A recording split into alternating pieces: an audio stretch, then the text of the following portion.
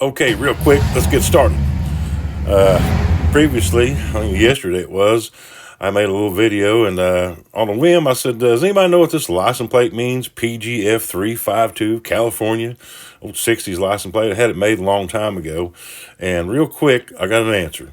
I told them I'd give them a shout out if they could figure out what it was, and Marlboro Mount answered Bigfoot, and he is right. And you say, how do you get Bigfoot from PGF 352? Well, it refers to this film right here, made in 1967, October 20th, and particularly this frame right here.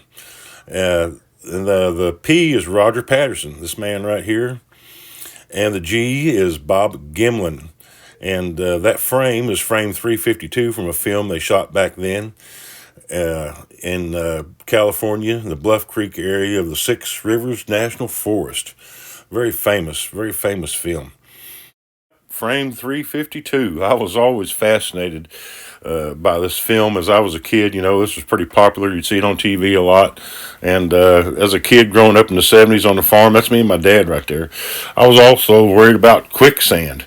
You know, you're going to have to deal with quicksand sooner or later. I thought as a kid, you know, or the Loch Ness Monster. If quicksand don't get you, Loch Ness Monster, you're going to see that son of a gun. Or you're going to get abducted by aliens with a tractor beam out of a daggone flying saucer, especially if you're going to be flying around the daggone Bermuda Triangle in an airplane. But really, you don't have to worry about any of that stuff. After all, I was going to move off the farm and become a private investigator like my hero, Jim Rockford.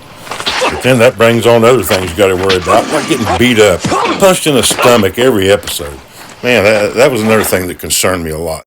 But it turns out the closest thing I ever got to Bigfoot was dressing up in a Bigfoot costume and let my son beat me up with a baseball bat. And I never did move to California and become a private investigator. But I'm still on the farm and I still have some fun. Anyway, thanks for watching. And big shout out to Marlboro Mount. And we'll see you next time on The Shed Show.